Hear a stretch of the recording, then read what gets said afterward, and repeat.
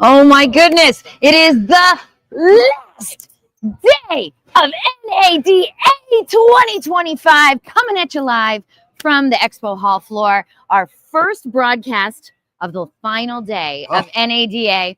I had to bring him here because I need his energy. Oh, I know. Are we so exhausted? I think so. So exhausted. Steve Roessler from DriveCentric. The Live with Drive guy. Live with Drive guy. Gosh, Right. He always forgets that. You would think you would know my handle, girl. Oh, I wanted you to say it. Well, yeah. I mean, we've been doing videos with dealers and everybody coming through. We're doing a Live with Drive contest. So, Well, anyway, what's the contest? Can I win?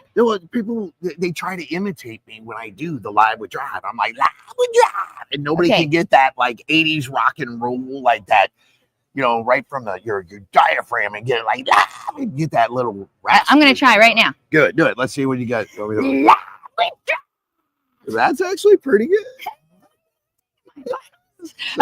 That's education, people. I mean, that's really all we're here for. That's it. Make fools of ourselves. Teach you a little bit of stuff in the middle. All right. Hey, what's been going on? How's the booth for you? How's NADA? How long did it take you to get to New Orleans? Oh, my God. Yes. It's all posted on TikTok, the whole adventure. Yes. Wait, TikTok? Yeah, it's still there. It's still there? It's still there. I actually picked up a bunch of followers when it came back. Oh, really? So, yeah, it was kind of cool.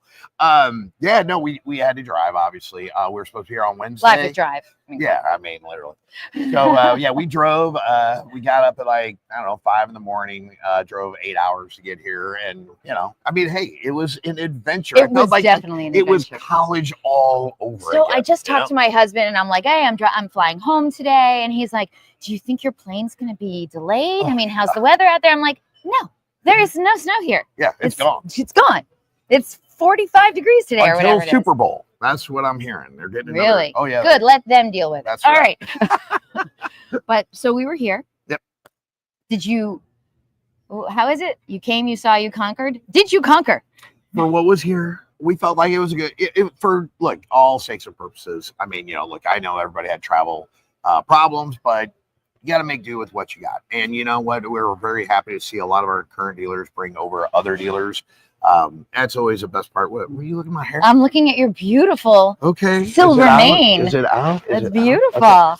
Okay. But no, we had a good showing. I mean, surely wasn't your typical NADA for us, but we did get a lot of the dealers that are brand new coming over, just learning what's out there. And and I did hear this from other vendors with all six that people did come through the hall. Most dealers don't want to come through the hall because they get hounded and stuff. And I actually had at least 3 dealers, I don't know about everybody else, say, thank you for supporting NADA and still being here. And I just thought that was a nice little touch, because everybody spends a lot of money. You guys spend a lot of money. We spend a lot of money.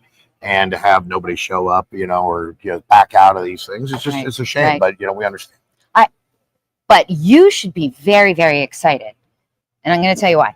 Because the buzz at NADA 25, when every year, every NADA, there's like one topic that everyone is hitting upon. Everyone is buzzing about. Last year, it was CDPs. This year, it's AI.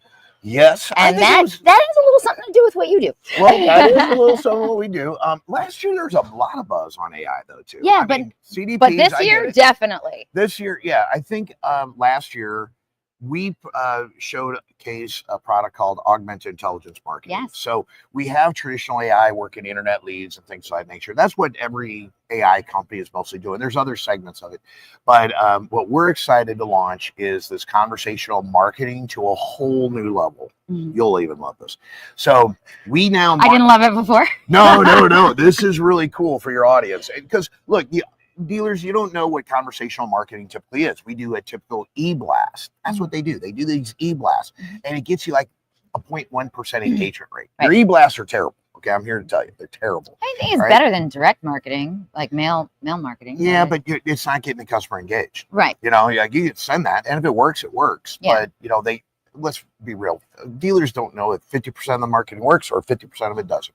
They can't really track it really well. Right. So they got to know what works. So conversational marketing leveraging AI is now hitting the database on different segments for like 90 days from a closed RO. It's doing birthdays, anniversaries, dead deals. So we're hitting the database twice a year. And that's what we started doing with our dealers all this past year. Now, what we're excited to announce, because dealers have asked for this, is they want to kind of do a targeted blast, like an e-blast, but leveraging AI. So now what does the AI do for them? Instead of doing like a static blast, now we can pull out a segment. So let's say you want to do a special. You have a special 2.9 financing on whatever vehicle you got. Okay. And I want to target customers that were 5 years on the other vehicle, and I want to try to get them in on a 2.9 financing. Oh, so you're doing very, very deliberate segmentation. Correct. Okay. Correct. And does the AI help you? Does the AI give you suggestions on what to do? Yeah, you pull it all out, but then you tell it what you want to say to the customer, and then every customer gets a unique message because it's conversational marketing versus one e-blast. Wow. So it's really, really unique.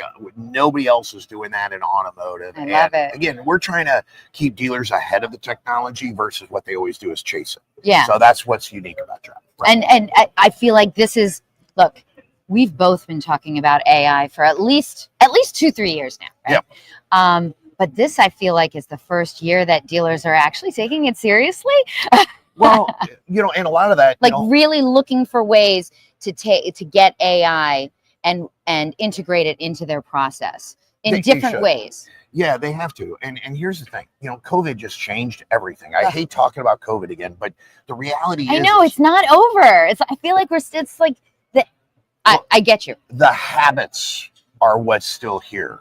People, it takes 66 days to change a habit.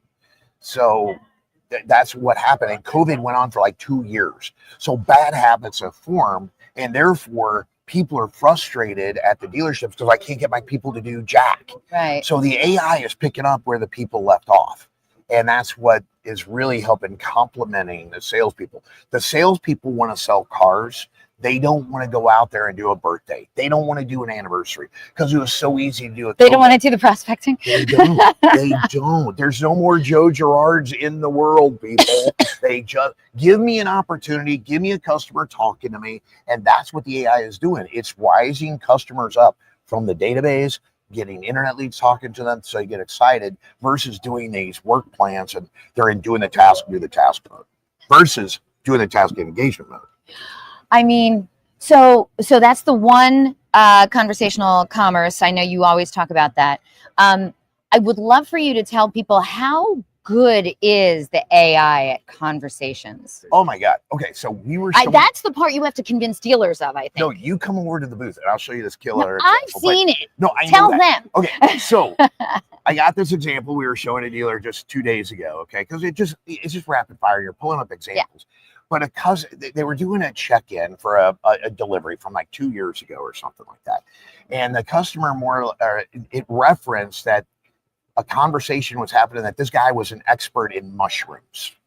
Somewhere in the dialogue, the customer said something about, I do something expertly with mushrooms. Okay. I know it sounds goofy, but I can't make this shit up. All right. So you can bleep that out maybe. But anyway, but the AI went 10 times back and forth with the customer talking about mushrooms. What salesperson would go back and forth and talk about mushrooms? Nobody. The customer, if you're, hey, are you interested in buying a car or what? I don't want to talk to you. But okay, so you read it, you showed it. Yeah. And I know you don't have it committed to memory, but like, did the customer figure out that it was a AI or? No. It was seamless, like, yeah. Mushrooms, cool. I love mushrooms. Like, what did he say? Well, yeah, but it'll do that. I mean, I've got dealers that they'll text me examples of it referencing, Bible passages and stuff like that. Yeah. Really? So the customer, if the customer says, God bless you, or, they quote something from John or something like that, then the AI will respond in kind about referencing a passage or something. I mean, it's amazing to see the examples. And the whole point of this, guys, is your salespeople don't do that. They don't put good notes in about the customer. I mean, if you have several kids, I've got a daughter, how would the salesperson ever say, how's Jenna doing?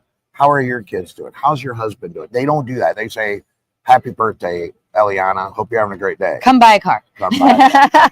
It's very transactional It's very transactional. I just referenced the AI almost like back in the day when, we didn't have like, these dating apps. If somebody said, hey, you want to go on a blind date? Somebody would set you up on a blind date. You go on a blind date, and that's what the AI is doing, is helping you set you up on a blind date from your database. How do you like that example, people? I just made that up. I've nenever used that. But we know First that. Time. Expect to hear it 30 more times from Live with Drive Guy. I would never go on a blind date, by the way. So anyway. Aren't you married? No, I never tried. Oh, she's so pretty. Remember? Or you would say, oh, this guy's so good looking. Has a great personality. Great personality. They're ugly. Right. Well, it's so, I don't know why I'm surprised that AI is so smart. It has intelligence in the name. I shouldn't be surprised. But we've seen, is it terrible to say we've seen not so great AI? Yeah, it's all about, and now it's getting, I feel like the technology is just getting so much better, because when we have AI technology here, we wanted to we don't use it conversationally like you do. We use it to take large pieces of data, look at it, and figure out the best ways to contact that particular customer, do one-on-one website personalization for that one customer. Yep. Look at all the cars that have come in, which cars have sold, how long they stayed on the lot, how much money the dealership paid to, per car to sell this one kind of car, which ones are selling really well, all that stuff. Yep. And then give recommendations on, hey, you have 100 of these kind of cars coming in. You should probably do an ad, like this. Yeah, there's all sorts of different forms of AI, and that's what I think the dealers got to get educated on. When they put AI in this bucket, right? You know what I mean? And it's just like there's so many different forms of it that they got to know what's under the hood. Yeah. What is powering your AI, so they understand. Is it, to your point, is it like is it ChatGPT 4.0, or is it decision tree AI? And you know what I mean? And decision tree AI was like 10 years ago. Right. It's like, do you have a Kodak camera, or do you have this powerful camera type thing? So there's just so many different levels that the dealers got to get educated on. I think we're trying to educate the audience, and this is my vow this year, is to do everything AI from an education perspective, because I think it's just needed. We just did an automotive news podcast, and it was really good. We had 3 dealers on there, because I think dealers need to hear from other dealers how to implement it, on our side.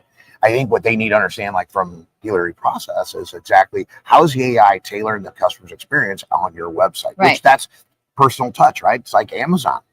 I mean, that's what everybody feels when they go to. I know.